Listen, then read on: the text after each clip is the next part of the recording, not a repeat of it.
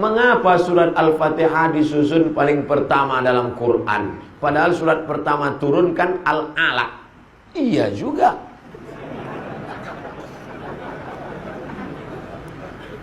Di Medan nih kita kalau tanya jawab cerdas pertanyaannya. Nampak betul orang Medan nih hebat-hebat ilmunya. Tempat lain tanya, Ustadz, kenapa Nabi Adam sama Hawa itu nikahnya siapa pak kuahnya? Awak pun bingung jawab. Kalau ini kan ilmiah dia. Turunlah wahyu pertama kali ketika Nabi sedang berada di Jabal Nur di Gua Hira. Iqra bismi rabbikal ladzi khalaq, khalaqal insana min 'alaqin, iqra wa rabbukal akramul ladzi 'allama bil qalam, 'allamal insana ma lam ya'lam.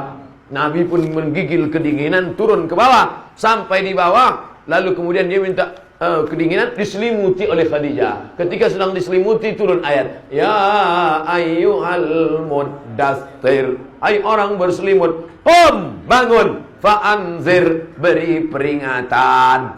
Lalu dia pun disuruh beri peringatan. Siapa yang mesti diberi peringatan? Turun yang ketiga, wa anzir ashiratakal aqrabin, berilah peringatan kerabat-kerabat dekatmu. Dipanggillah pakciknya, pamannya, bibinya semua, dibawanya ke depan bukit Jabal Sofa, Jabal Marwah. Bukit Sofa, Bukit Marwah. Nabi pun naik ke atas bukit Sofa.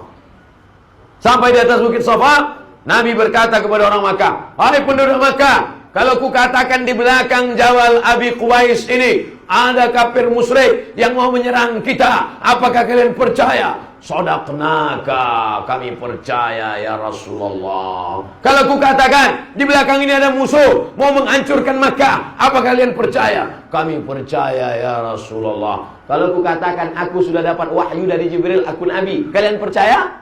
Datang Abu Lahab, tabban laka ya Muhammad, celaka kau Muhammad. Turun ayat, tabbat yada abi lahabi wa tabba, ma aghna anhu maluhu wa ma kasaba, sayasla naran dzata lahab wa imra'atuhu hammalatal hatab. Jadi kalau begitu susunan Al-Qur'an, yang pertama Iqra, yang kedua ya ayyuhal muddatsir, yang ketiga wa anzir ashiratakal aqrabin, yang keempat tabbat yada abi lahab wa tab. Pas kita buka Quran sekarang di Medan, yang pertama Al-Fatihah, yang kedua Alif Lam Mim. Jadi Quran mana Quran Medan nih? Quran yang ada di Lauhil Mahfuz, fi Lauhil Mahfuz, yang ada di Lauhil Mahfuz itu susunannya pas macam susunan yang ada di Medan. Al-Fatihah, Al-Baqarah, Ali Imran, An-Nisa, Al-Maidah. Susunannya pas. Lalu kemudian turun ke tempat transit namanya Baitul Izzah.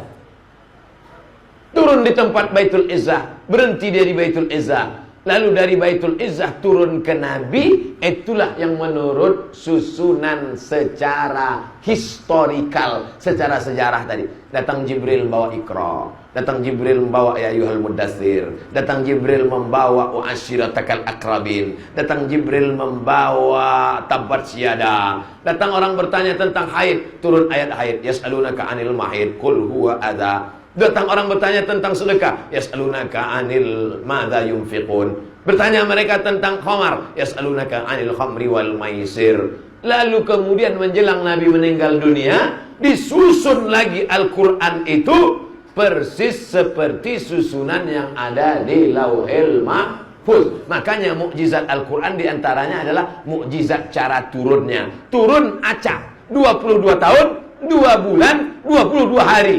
22 tahun, 2 bulan, 22 hari. Susunnya acak kadut kacau balau. Tapi bisa disusun ulang sebelum Nabi meninggal, persis seperti susunan yang ada di Lauhil Mahfuz. Jelas? Jadi Pak Ustaz, sebelum Nabi meninggal, Quran itu sudah tersusun macam yang sekarang? Ya, macam sekarang.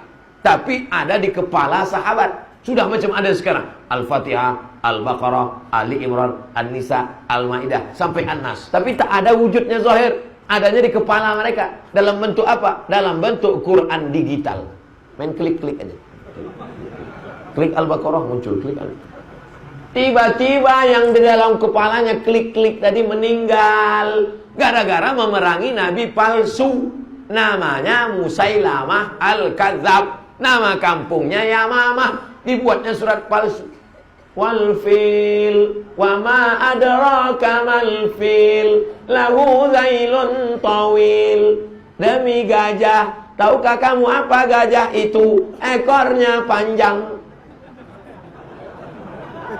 Datang Abu Bakar Siddiq, perang. Maka diperanginya lah si nabi palsu tadi. Meninggal 70 orang penghafal Quran. Datanglah Umar bin Khattab menjumpai Abu Bakar. Wahai Abu Bakar, ya, ini Quran nampaknya harus kita bukukan jadi satu buku. Karena Quran yang ada di kepala tadi udah banyak penghafalnya yang meninggal. Apa hikmah dari sini? Bahwa tentara-tentara zaman Abu Bakar itu adalah para penghafal Quran. Makanya anak-anak kita ini mesti hafal Quran. Nanti dia jadi tentara hafal Quran. Dia jadi polisi, kapolres hafal Quran. Dia jadi kapolri hafal Quran. Dia yang akan memperjuangkan Al-Quran. Takbir. Nah, lalu kemudian setelah itu kata Abu Bakar, aku tak mau membukukan Quran karena Nabi tak pernah menyuruh, Nabi tak pernah membuat. Maka kalau tak dibuat Nabi adalah bid'ah, wa kullu bid'atin dhalalah wa kullu dhalalatin finnar. Kata Umar, ini kalau tak kita buat nanti hafal penghafal sudah banyak meninggal. Ada manfaatnya. Akhirnya Allah membukakan pintu hati Abu Bakar. Lalu ditusunlah tim. Diambillah Quran-Quran yang tertulis di pelepah korma, di tulang onta, di batu lepes. Akhirnya jadilah satu Quran tertulis. Tapi sudah ada di kepala para sahabat. Mutawatir. Kalau satu orang gharib. Kalau dua orang aziz, kalau tiga orang masyhur. Tapi kalau menghafal banyak orang, hafalannya sama, namanya mutawatir.